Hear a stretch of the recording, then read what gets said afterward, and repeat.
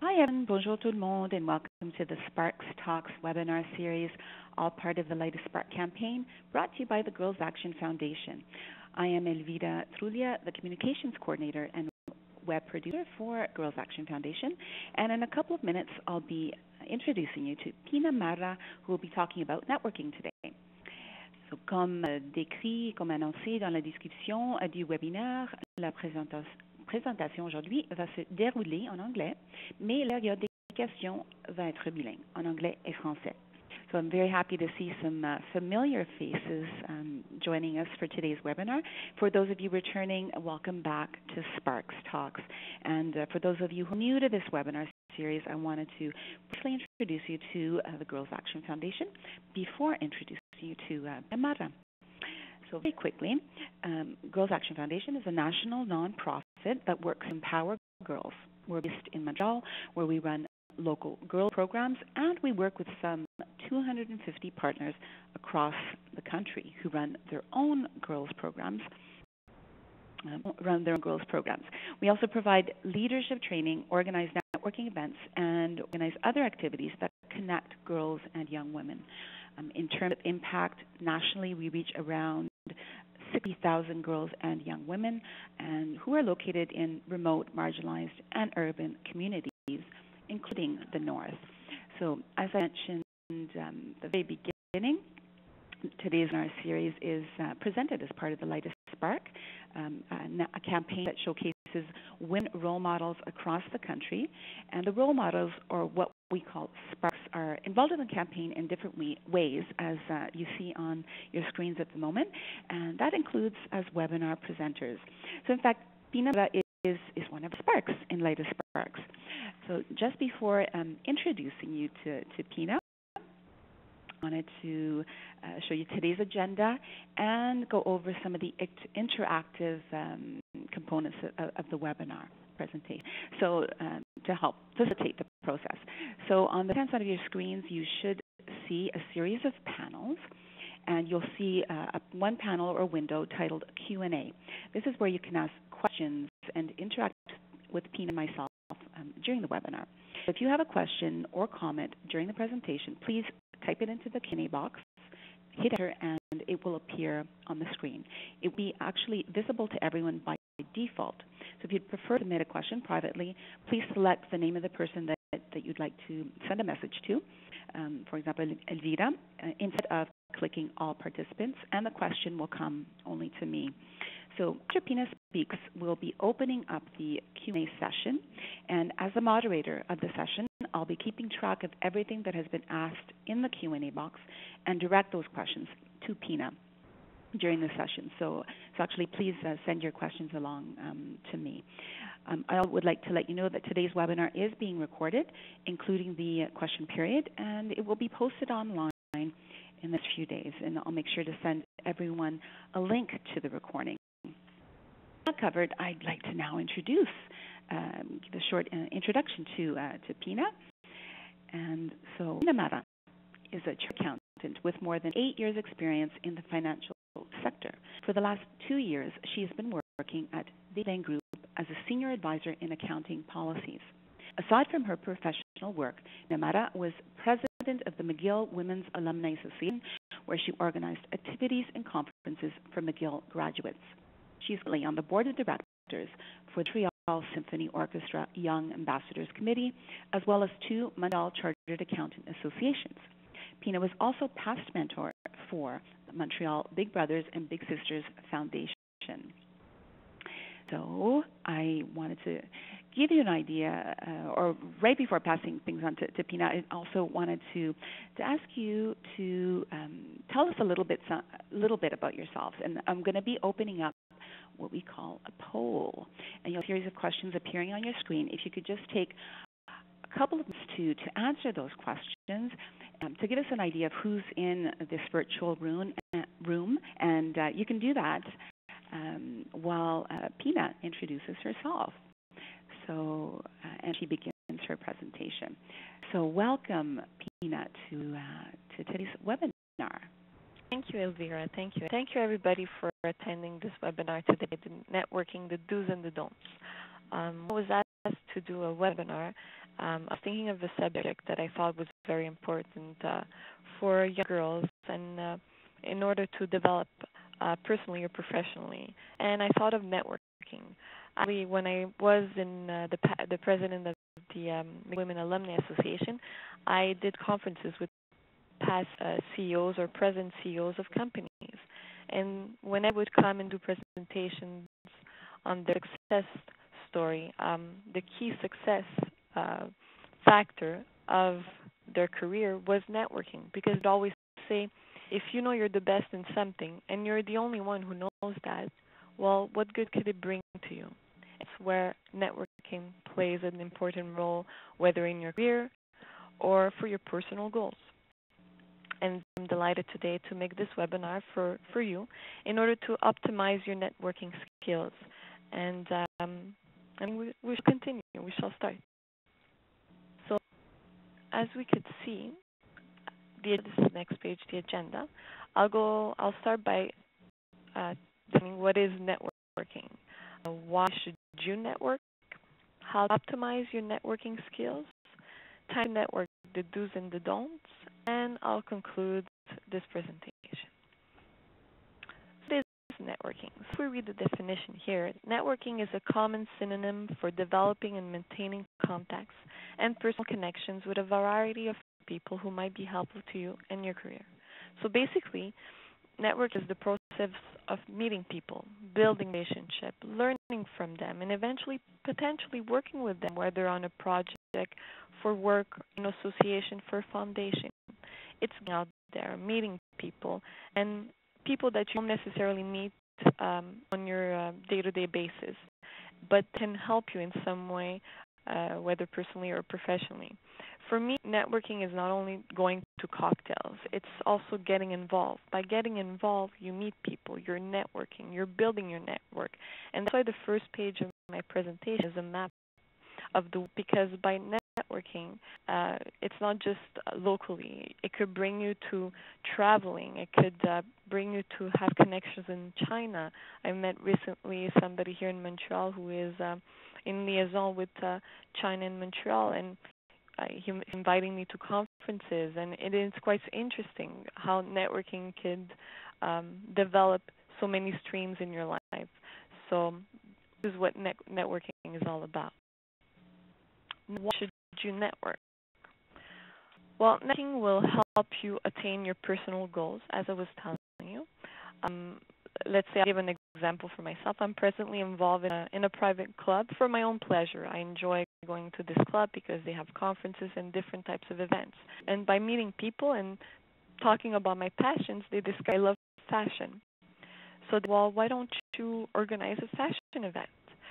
So deciding, because it's always been one of my passions, and now finally I could, even though I don't work in the field, I could actually, through my involvements and through discussing with people, networking, and getting them to know what I like and what I'm passionate about, expressing myself in an event. So this is how you could attain your personal goals in a way. Regarding your professional goals, well, you can work to find a job. If you're an entrepreneur and you're looking for a partner, by going to some sort of conferences or cocktails, you can meet interesting people that could help your business. If you want to start a foundation or you have a foundation and you're looking for sponsors, it's a great way to cocktails. You meet people from different companies, and most of them sometimes are in marketing or in decision-making position that could help you and bring your corporate sponsor to the head office of their company and try to help you. So that happened to me several times, where I've got involved with foundations and I helped through my company, or vice versa. When I was in foundations looking for sponsors, I had met people in many companies, and they were all willing to help as well. And finally, you meet great people that will enrich your life. It's incredible, the people that I met through all my involvements, and generate new ideas. You organize events with them, you learn from them, and some of them actually become your very good friends. So that, I think it's very enriching, and that's why you should network. Now, to optimize your networking skill. So So these are the steps that I would think should be done in order to optimize your networking skills. So the first step is to know yourself. What are your passions? For example, I love classical music. So that's when I thought, I should want to get involved more and meet other people that are passionate about classical music like me and are young as well. And so I got involved with the Young Ambassadors of the OSM. Somebody was talking about it, and I said, yeah, I would love to join in the group. And in order to network, you have to enjoy it. So that's why I say you have to find your passions, because if it's a chore for you, if it's painful, you won't like it and you won't be good at it neither. So this is the first step. Second step, well, what are your goals? Personal and professional. Do a list. You want to get involved to find a new job, to learn from an industry, to meet certain people to help you, or just to meet people in your field. Like I'm involved in the Young CAs and the Montreal CAs, and I believe in my profession, and then I enjoy speaking about it and promoting it. So that's why I got involved in these associations, and I meet other CAs like me who are passionate about their jobs, and we create conferences with guest speakers who are CAs. So this is very important as well. What are your goals? And the one is to assess the time you have for networking. It is important to assess how much time you have, because it does take time to network. You have your family, you have your work, you have your boyfriend, girlfriend, your friends.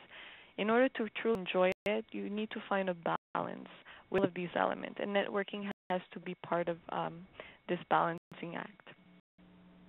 So once that step is done, you assess what is your networking goal. I said before, is it to go in board of directors of that particular association? Is it you want to meet people in a certain industry? We'll clarify more where you're going to go and you're going to get involved and with whom you're going to network, because as the step 3 research means that so many associations. There's a Girl Action Foundation. There's a lot of other girls' foundation. I was part of the McGill Women's Association. If you're looking in certain industry, there's many, many associations. So you cannot split yourself in all of them. You have to focus, and you have to select one or two depending on your time, the time that you have. So that's why you have to determine your goal, and you have to research which one fits more your goal, or their mission fits more what you're looking for. And finally, get involved and have fun. It's a fun experience, networking. It's not something you do because you have to do it. It's something you have to truly see the advantage of it, and then you will have fun by doing it, because all the people that you meet are very nice people, and it's very generally open and generous. So it's just a matter of finding the right fit for you. Now to network. Once you settle your goals and you know where you want to network, now time to see the things you should do or not do when you're at a cocktail, at a conference, you're meeting people in an event. Let's start with the do's. Make an entrance. I know when you're in a room, time somebody comes in the room, most people often turn around and see who this person comes in. So it's very important for you to make an entrance when you come in. You have to have a good posture. Always smile. It's very important. If you come in a room and you're looking down and you're looking sad, no one really wants to talk to you. But if you're coming in, you have a good posture, you smile, you'll be noticed. So that's first step. Be confident. Have a positive image of yourself. Sometimes it's hard to come in a room not knowing nobody, but say to yourself that there's people in the room that are like you, that just came in and came to the cocktail and didn't know nobody, but it's okay. That's the purpose of networking. It happens to me often that I go to cocktails and I don't necessarily know somebody, or the person that I know is not there yet. You just go in, you act calm and casual, and you walk in, you go to the right of the room because you don't want to stick in the middle. You go a little bit on the right and you observe a bit the people before knowing with whom you want to speak to, or how you feel comfortable, and what you feel comfortable to start talking to people.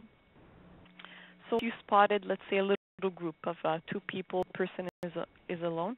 Let's do a graceful intro. What that means is sometimes two people are already in discussion. How do you come in the discussion without being too rude? Well, you just come to the group and you don't be shy and you just ask the permission to join the group. Say, sorry to interrupt, but may I join your conversation? My name is Pina Marra, and you shake hands with each of the person there, because as I said, the purpose of networking is really to meet people, so people are glad to talk to you. Then also, when you're having conversation with them, I'll ask open-ended questions in order to make the discussion last longer. Say, how did you get involved in this particular association? What do you think of the event? What brought you here tonight? So that the conversation is flowy, and that's how you get to know the person and get to know who they are and what they could bring to the association or to you, if they have something in common with you, or how you get to know the people. Remembering their names is also very important, because and sometimes when you're in an evening meeting so many people, it's hard to remember. But I could give you a few tips. It's often when you meet somebody and they tell you your name, repeat it right after. Nice to meet you, John, and try to find something visual, something unique that is specific to that person. Let's say John is a redhead. Well, in your head, you look at him, oh, okay, John is the redhead. Like that, you will remember John as the redhead. And if he gives you his business card, you could down the element that's unique about this person. But it's important to remember the names indeed. Becoming a friend. What that means is when you come in the conversation, don't start right away by saying, my name is Pina Marra, I'm a CA, and I'm looking for a job. You have to talk about contrast, about what's happening in economy or about the event that you're attending. It's more being like a friend. When you talk to a friend, you talk about anything and everything, and that's what networking is you start like that, casual, so that the other person doesn't feel like you're wanting something from them, or that your only purpose is for yourself. You're not here for them or to get to know them. So you have to like become a friend and just ask general questions about life and about the event, and then you could see when it's the right moment to bring your idea or to bring your need to the discussion. And that's why you have to be knowledgeable about what's happening in let's say you're going in a finance conference. Well, it's good to brush up a bit on what's happening in the economy, the market. If you're going to an event of the McGill Women Alumni Association, well, what exactly is the event, the purpose of the event? Try to get to know a little bit more about the event if you know already, and about life. So find subjects you could talk about during the cocktail or the event. Body language. So when you're in a group, you have to be open. Don't cross your arms and don't look like you're shy. You have to open up, let your arms down. Maybe if you're a woman, hold your purse, have a drink in your hand, but always look like you're open. Your heart is like facing the heart of the other person. You're looking at the person in the eyes. You're interested in them, not looking around the room. Who else is coming in? You have to be focused and show the attention to these people. We have other do's. Seek to help others. Often, by helping others, I've realized that most out of association, let's say, every association that I pretty much went to an event or got involved, I asked if they need any volunteers, if they needed people on the board, because that's how you really truly meet a lot of people, but in a deeper relationship, because you spend more time with them and you get to know them and you organize events with them. So not only do you get to know them or the association, but they get to know you. They get to see your skills and see what you could bring. And sometimes from that could bring you to something else. Let's say a person on the board is a president of a company that you're interested in, and you're so good in organizing events and you're good in numbers. He might start and he might say, if one day there's a job opening, saying, hey, Laura could come and work maybe to our company, because most often, yes, credentials, your CV is very important, but what people often look for is the personality and how you interact with others. So being involved shows that you're able to interact with others and you're able to manage even associations and involvement in your work and other obligations. When you come to events, you have to come prepared. Like I was saying before, know about the association. Show that you care, that you're not just there for meeting the people, but you actually care for the event or the conference or the people that are there. So you know a little bit more who's going to be in the audience, and you know what type of subjects you could talk about. So that's what come prepared is. Also, people you don't know.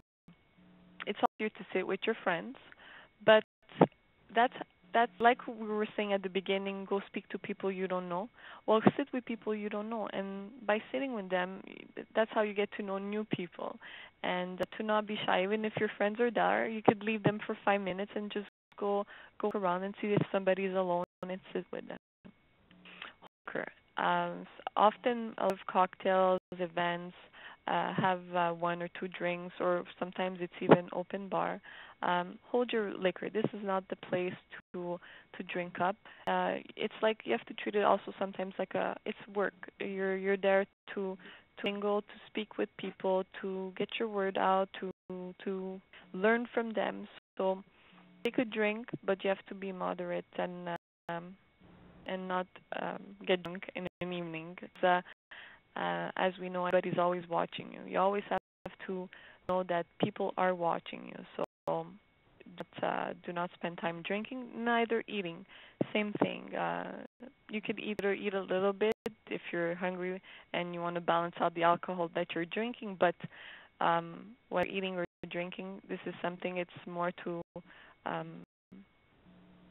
it's, how they say, pour accompagner l'événement, mais it's not to the focus of the event. The main focus of the event is, or the speaker, or the purpose that they're reuniting everybody together, and not food or the liquor. At the end of the evening, you could definitely thank the organizers and go up to them, and that's your opportunity to go speak to them and say thank you for your conference, for this event. It was very nice. I learned this and this, and so it gives you an opportunity to meet somebody else that you wouldn't have, and a discussion, and opens up the discussions with them. And follow up. So if you're working, you're getting business cards here and there. It's always nice to follow up the next day or the day after, saying to the people that you met, it was nice meeting you. Thank you for the enlightenment discussion that we had on, I don't know, politics, and I hope to see you again, or to meet for lunch for a better discussion, or to get involved with your association. And the other thing that is very good as well is LinkedIn. More now, instead of emails, people add you on LinkedIn. They send you a message through LinkedIn, and they add you on LinkedIn. What is LinkedIn? LinkedIn is, if you know Facebook, it's like a Facebook, let's say, but very professional. You have your picture, you have, that's all of your CV is on LinkedIn. And the network that you have on LinkedIn are more business-oriented, professional-oriented. So there's a lot of people that know that are not on Facebook but are on LinkedIn. So it's very, it's a more serious platform. And this is how you meet also people. For example, this is a true example, I got a job offer from someone who saw me on LinkedIn.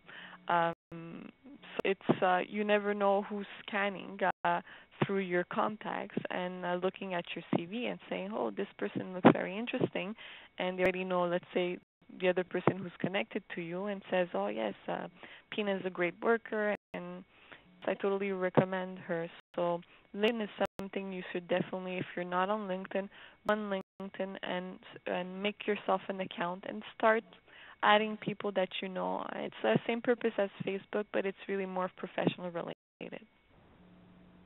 Now, if you pass quickly to the don'ts, so don'ts really interrupt. Do not really interrupt. I was telling you before, it's impolite to interrupt a conversation. So if people are talking facing each other, that's a closed conversation. If the group is a little open, I was telling you to always open a bit the group so that if anybody wants to join the conversation, they could come.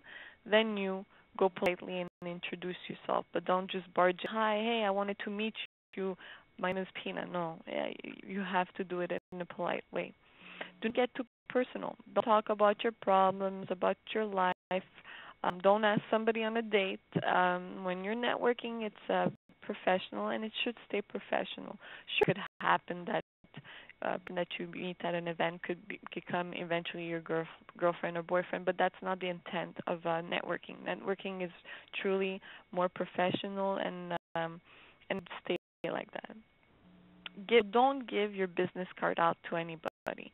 Your business card is not something that you treat like a piece of paper. You have to give it to the people that you really want to get in contact, or that you really build a relationship. Because if you just give your business card to a person that you met 2 seconds, they won't even look at it. They'll say, "Who's this person who's just giving their business card?" So be wise and don't give your business cards to anybody. Don't too much time with one person.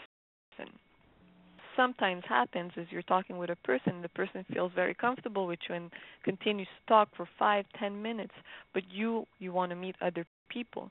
So there's ways to let go of the conversation. If you're in a conversation with 2-3 people, you could politely say, you accuse yourself, you have to go to the bathroom, or you go get yourself another drink, and that's your opportunity to leave the group and find a group. And if you're all alone with a person, maybe you could present this person to another person or another group, and then you could excuse yourself right after. But don't spend too much, don't feel bad, because the purpose of networking is not necessarily of speaking to one person. Sometimes it could be that. But if your purpose was to meet several people in the room, well, for X reason, then you should not spend too much time with only one person in the night. Don't be shy.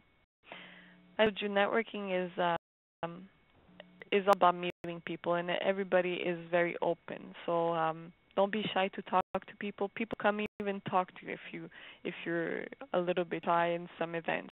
But you have to be confident, because people like to talk to people that they know what they're bringing, and they know what they want to talk about, and it's a certain glow, as they say, or charisma. So you attract people. When you're shy, you look more reserved, you stay in your corner. That's not going to work. That's not going to help your networking. Talk about yourself. So don't only talk about yourself. Au contraire, you should talk about, ask them what they do, or how they got involved, or why they're there. People like being asked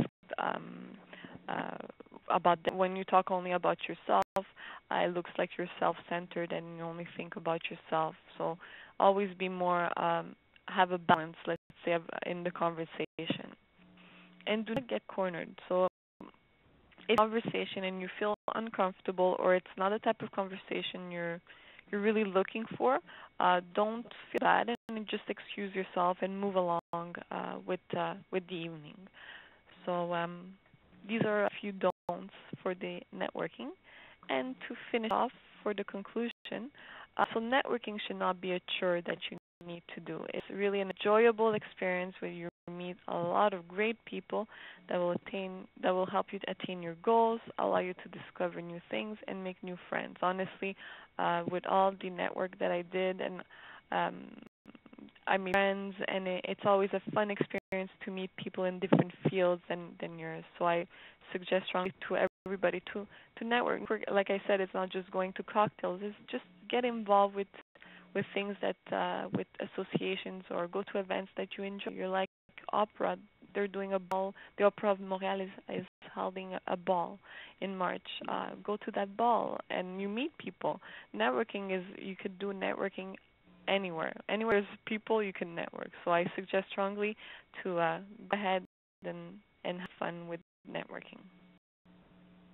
Thank you so much, Pina, for giving us eloquently giving us the do's and don'ts to networking. And while we're giving people a chance to send us their questions. And this is the moment, everyone, I invite you to send your questions through the Q&A panel. S'il vous plaît, c'est le moment pour nous envoyer vos questions à poser. Pina, entre-temps, I invite you, Pina, to have a look at the polling results. Hopefully it appears on your screen. And yes. If we scan through the polling results, you mentioned a little bit earlier about LinkedIn, and I noticed in question number 3 that most of the people who have answered the polling questions have actually do use both virtual networking, such as LinkedIn, as well as face-to-face networking. So it seems like people attending today's webinar are already familiar with LinkedIn. So that seems a good sign. Is there anything else in the polling results that strikes you that you wanted to comment on? No? Well, I think a lot of the first question, what sector is the majority of your work? A lot are in non-for-profit. So I think it's very important to network when you're a non-for-profit, especially looking for sponsor, promoting your events, or find affiliations with other associations. It's by getting out there that it's like us, Women Alumni and Girl Action Foundation. It was actually one of our members, Eleni Bakopanos, who made me a spark at the Girl Action Foundation. So it's by meeting people that other people meet other associations and could help you out. So I think it's a good thing that all people that are non-for-profit are already on LinkedIn and are already doing a lot of networking. Indeed. Actually, that links in perfectly to a question we do have from one of the attendees, and who's actually one of my colleagues. So hello to Juniper. And Juniper asks, when you are in a non-for-profit and seeking support for your projects and cultivating potential donors, it's different than networking for yourself. Sometimes it feels strange to network when you know that you want something from others you meet. So I think that that's a very good comment/question. Wondering what your thoughts are on that, Pina.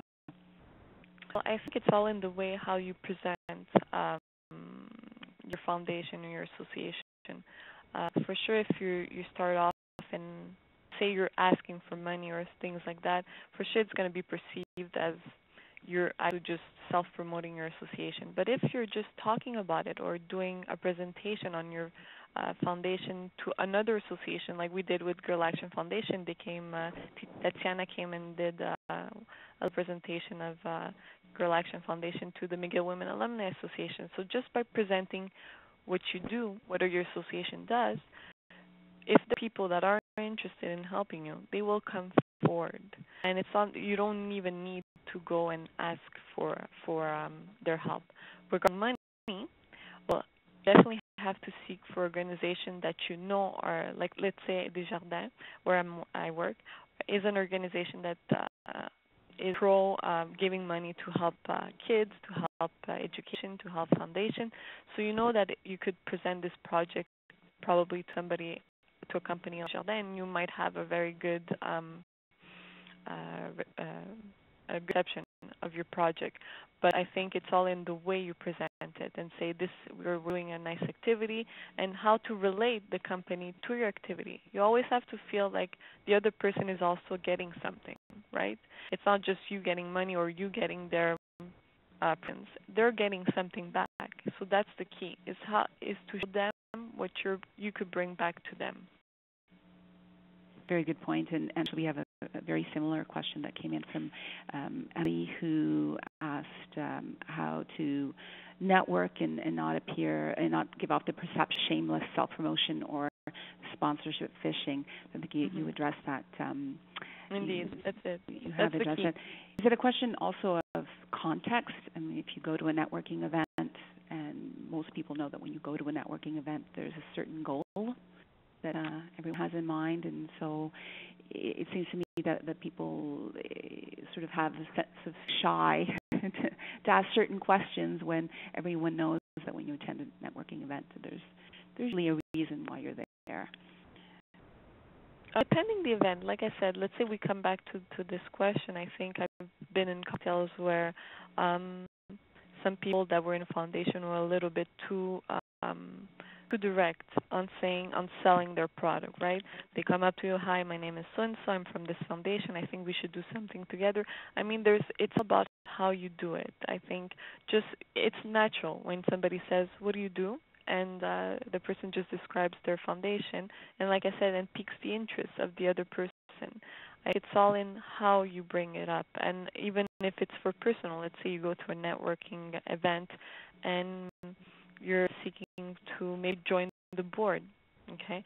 There's a way to do it. That you maybe analyze your association and see maybe where there's something to be how can I say how you could do something better for the association. Maybe they didn't think of an idea of an event, so you could say, hey, I was thinking maybe, I don't know if you have an event committee, but maybe you should do this type of activities. It's always how you could help the organization, how you could help the people, and that's how you indirectly help yourself in a way. Initiative to the situation. And definitely show your interest and show how you could help, and that's how you showcase your skills. And in the long run, because it's not something that's automatic. People sometimes think that they go to a networking event, they'll click with something, right away they'll get a job, or right away they'll go on the board, or right away they'll get their sponsorship. It's a relationship, right? A relationship takes time. Some take less time. Some people you click fast. Some people it's going to take a little bit more time. But in the long run, if there's something to work together, if there's a project you could work together, definitely people will be more than happy to help if you helped with for so many years the association. You mentioned earlier the importance of things like LinkedIn, and would you suggest for someone who's shy, because you also make the point about not being shy when you're networking, but some people are shy. So if you're one of those people and have a difficult time breaking the ice, what would you recommend? Do you think that they should stick to more virtual networking sites like LinkedIn, or what tips would you have for someone who is shy, if that's part of their personality? I think LinkedIn is a complement to networking. I think the best network you could do is face-to-face. For example, as when I was in university and to the job, I was in accounting, and towards the end of the third year, a company would come and do cocktails and come meet us. And the reason why they wanted to meet us is they wanted to put a face on the CV, see your personality, see who you are. So it is important to have that face-to-face. You have an edge than if it's only electronic, or if you only send your CV. They see your CV, they see your credential, but what's more important nowadays, because anybody could be smart on paper, but maybe not everybody is good verbalizing or talking to others. So if you're shy, well, then there's things you should do to help you. Maybe first time you go to a networking event, go with a friend.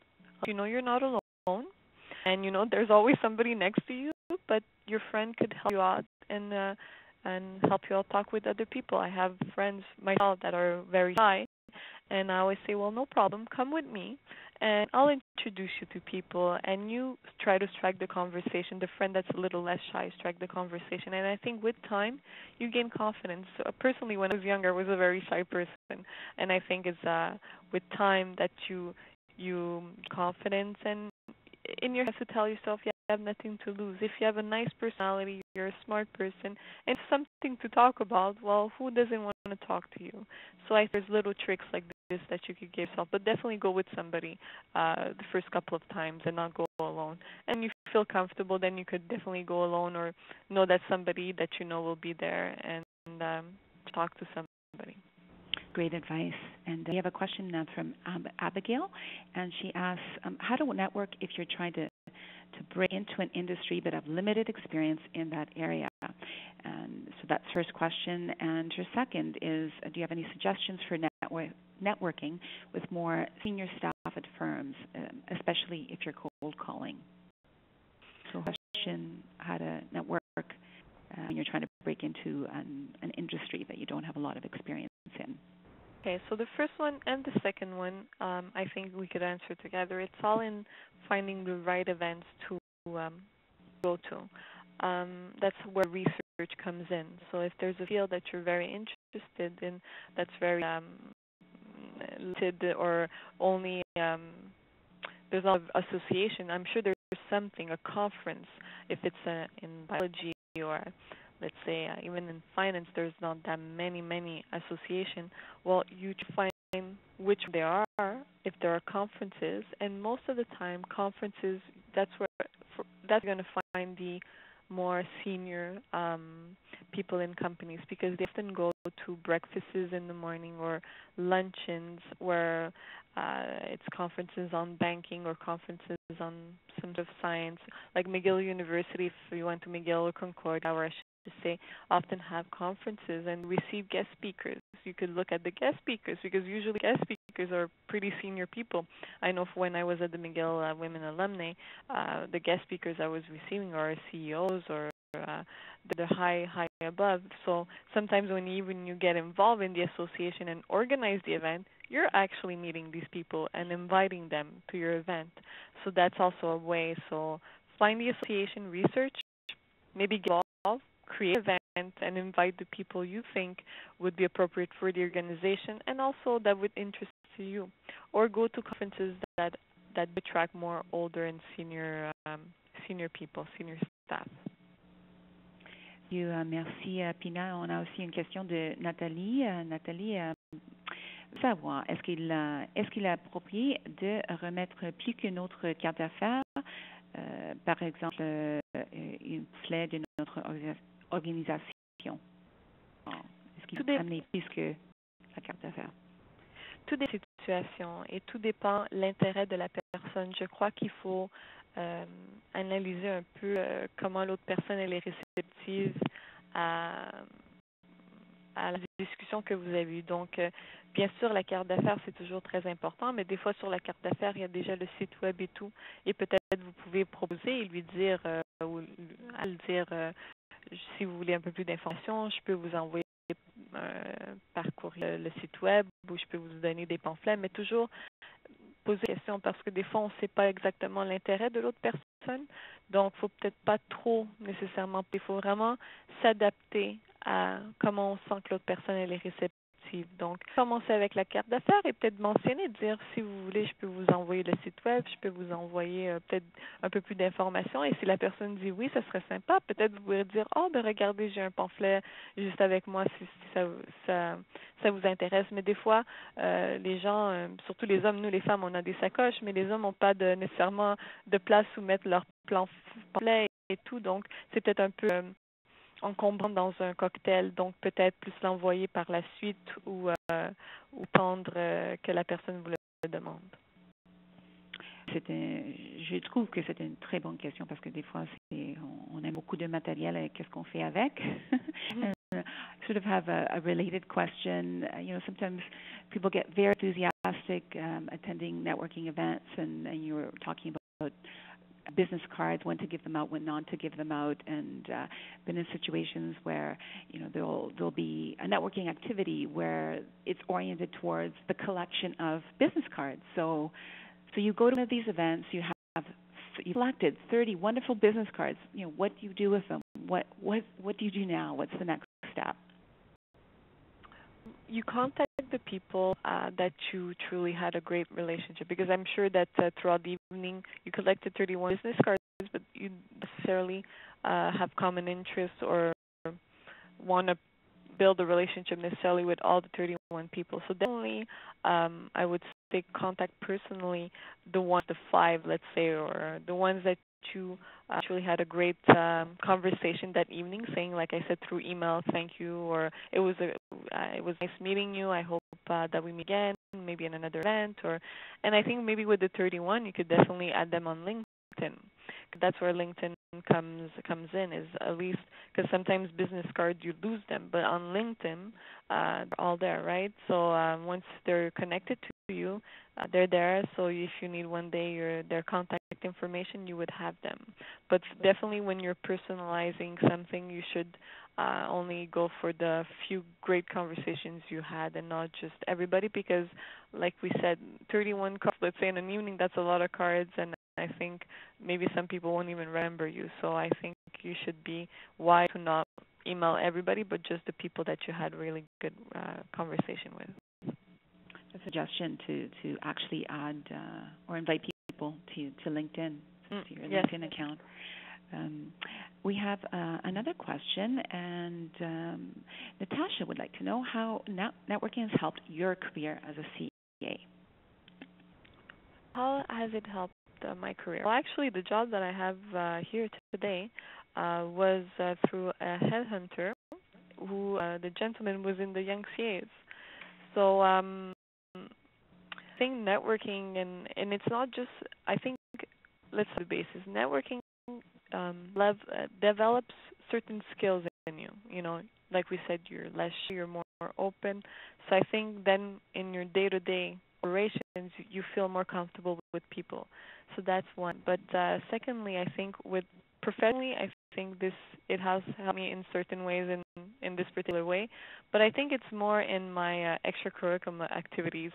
By meeting one person, let's say I joined the Young Ambassador of the OSM, or somebody from that association that invited me to join this private club.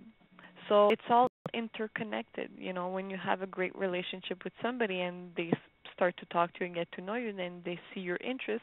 They say, hey, I'm involved with this other association. Or like today I was talking with another gentleman in the OSM, Young Ambassador of the OSM, and he's in finance. And I said, oh, if one day, you know, you go to any conference in finance, let me know. I would love to attend more of these events because I'm passionate about finance as well now. And I work in accounting and finance. So, and he sent me an email, said, hey, there's an event, a cocktail next week. If you want to come, let me know. I'll register you. So it's sometimes personal interacts with your professional. You know, you do it just to have fun. You get involved because you like classical music, or you want to give back to your university, or you believe in your profession. And by getting involved, that's why for me networking is not just going to a cocktail. It's get involved in things you like, and without even knowing, you meet people that will help you in the long run. So even I was going, when I was in McGill Women Alumni, we were invited to an MBA fair where all the universities from the world came in Montreal. Not all, but like certain. Let's say I know a lot in London and Italy and Asia, and also from the States came to Montreal to present their MBA program. And I just went to represent our associations because we were invited. But they said, bring your CV, you never know. And I met with many people that offered like for me to go to their university. And I wasn't even there thinking I wanted to do necessarily an MBA. But now if one day I want to do an MBA, I know that I have confidence because I met these people and who said that, oh, well, you should do it, or you have a great profile. But I would have never have known that if I would have never gotten involved in McGill Women and represented the association to this fair. So it's all interconnected. And I think in networking, it's not something you have to, you have to do it naturally. I think people, when you go in a cocktail or you're in a networking event and you're there for your own reason. And I'm the first one that will not necessarily talk to that type of person because not there for the right reason. Just, I always say, find your passion and follow them and have fun and get involved in things you like, because that's how you, or things that interest you. Obviously, if it's for your job, it's because your job interests you, and that's how you're going to eventually gain in the future. Well, that speaks to next, and it's what I hear. One of the themes that keeps coming out, and how you're doing a job, but sort of motivating everybody to go out there and do networking, and a great job also presenting it as something that's fun and not a chore. And I think you also talked about how you use it in both for professional development reasons as well as personal development. You know, sometimes in a professional development, in a work situation, it's kind of part of the job. That networking is part of your job, and for some people that might be seen as more of a chore, sort of. And so, like your advice is, don't make it more, make it fun, and so figure out a way to make that fun. Would you say that that's a fair assessment? Exactly it. That's exactly it. If you have fun, you're gonna smile in events. You're gonna be there for the right reason. So people want to talk to you. You want to talk to them. You have common interests. It's going to be easy. It's not something you have to study at night. Let me learn more about so and so and so and so. It's going to become natural. And in anything, it has to be natural. It cannot be forced, and you have to have fun with it, because, like we said, it takes up a lot of your time too. It's not going to cocktails and meeting people and going for lunch after and working at the same time. It's a lot, but if you like it and you enjoy it, you just pass by and you won't even know that you're working on a project for that association or helping them for this and this. But you only remember the good times you had with the people and the great discussions and the great things that came out of meeting them. And it is, as you mentioned, all about connections and sort of what you do with the connections afterwards. And on that theme, the conversation about business cards has attracted some more questions and comments. And Emily would like to know, when you are collecting business cards, is it a faux pas to add these people to your organization mailing list? We were mentioning earlier about good suggestion to add people to LinkedIn, and yes. Should we add them? Can we add them to the mailing list, or will that be not seen well? Well, it depends the conversation you had. If like I said, they are receptive or they wanted to know more, then do so. But if not, I think it's more appropriate on LinkedIn to keep it professional, and maybe send them an email or later on and say if you need more information, you could send it away, because it's how the person perceives it, and that's where if you do it at the wrong moment to the wrong person, the person might think you're just doing this to promote yourself, promote your organization. So I think, especially when not-for-profit, you have to balance it out, and when seeking for help, you have to gauge when it's the right moment, because you never know if the other person it's the right moment or not. So I think it's all about how you felt the conversation went. If the person is very positive and wants to know more about your association, definitely ask them. Ask them. Say, would you like to receive our mailing list? Or I think that's the courtois to the other person if they would like to receive it, instead of just bombarding them with information that they don't want, and they might perceive something bad of you which you didn't intend to do, and maybe you're going to break your relationship there. So I think I would or ask if they would like to have the information, or just add them on LinkedIn. And eventually, if one day I have an event, let's say the organization is organizing an event, and I knew that person liked going to cocktails, well, you could invite them, saying, it was nice meeting you. I just wanted to mention that, we're having this event next month. If you're in town, why don't you pass by? So that's how I would do it. So if it's come up in the conversation, include them in one of your links, but otherwise sort of do so cautiously. Or ask them if they would like to receive it, yes. And we tip, actually, relating to the question of business cards. Juniper wants to share with us that a great tip that she heard is to carry index cards and a pen with you when you go to networking events, and to take notes about people you meet. But she also says that it could be perceived as impolite to actually write directly on the business card and in front of the person. But so if you do it discreetly on the index card, that might be a helpful way to not forget the details. Indeed, I think it's a great tip, and I would definitely do it more after the event, because it looks a little strange when you're in a room and everybody's talking and you have somebody with a pen writing down on a little piece of paper some notes. But right after the event, so all the ideas is still fresh in your mind, I think it's a great tip to write down the name, or like we were saying, the visual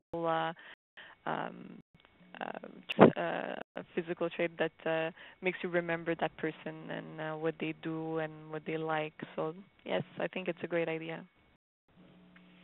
I would like to just encourage people, if they have any last questions, to write them in, because we only have a couple of minutes left before wrapping things up. I was wondering, Pina, if you wanted to share with us any of your ways related to networking, if you share sort of the worst networking experience that either you've experienced or someone you know has experienced. Yes, one that's quite funny that I recall. It's the first one when I was in university. Like I was telling you, my story when the audit firms would come in a hotel, all of them, and come and let's say recruit indirectly through a cocktail hours. And I was with my friends, and we were and my friends, not that they weren't interested, but they didn't probably understand the purpose of the cocktail, and they saw the sushi and they said, "Oh my God, free sushi!" So they passed all the evening eating the sushi and drinking, and just in the evening, but they didn't speak to none of the companies. So what happened is they didn't necessarily connect with any of them, and which that causes maybe a little less. They had less interviews than anybody else. So that's why it's key to keep focus when you go to a networking and focus on the people. That's what it was all about. Not to sit down and then just enjoy the art or enjoy the view, but you could also enjoy, if it's in a gallery, you could definitely enjoy the paintings. But I think it's important to focus on what's the goal of the evening and talk to the people. That's a really great tip. And we actually have another question in from Abigail. And we've talked a lot about face-to-face networking and a little bit about virtual networking. What about the good old-fashioned telephone and cold calling? So her question is, why or would you not recommend cold calling? What tips do you have for successful cold calling? I think cold calling, if there's a purpose, like an email, if there's a purpose, that's great. But if there is no purpose, I think it could be you necessarily have a good reception. Meaning, when I was organizing an event for the McGill Women Alumni, I would email CEOs of companies, and obviously I did not know them, and asking them if they wanted to be part of this event for the association. And for me, that's really pretty cool. Like you don't know if they accept or not. They don't know me. They don't know who Pina is, and they often did accept because in this particular case it was for McGill Women Alumni, and they all want to give back to you. When your university calls you, says, "Would you like to come and speak to students?" Everybody's delighted to come. So in this case, I would say there's a purpose, right? You're asking them if they want to come and give back, come and present. But sending an email to some, if you have something to offer, you say, "I've seen you in this conference, and I think you brought interesting ideas, and I didn't have a chance to talk to you at that cocktail, but would love to share with you these thoughts." I think that could be done, but there's always need to be a purpose, not just "Hi, my name is Pina, and I would like to know you, get to know your business," or it's sometimes hard. Sometimes what's the best is to already have a connection. Let's say you know somebody who knows this person. That's what you could do. And I did that in the past as well, saying, "I've met Julie, who mentioned your name and referred me to you to maybe see if you could, if you have any opportunities in your business, or if you would like to join this association." So I think indirectly I would do it, or if there's a purpose to the email. But I personally would not just send an email to a perfect stranger, asking them something or just presenting myself. Try to find an excuse, let's say, or a reason why you're calling or why you're emailing. Thank you, Pina. That's great advice. Merci beaucoup. And that's all the time we have for questions today. Hopefully we've addressed everyone's questions. And for those of you who'd like to share this webinar with others, a couple of people have asked if this will be available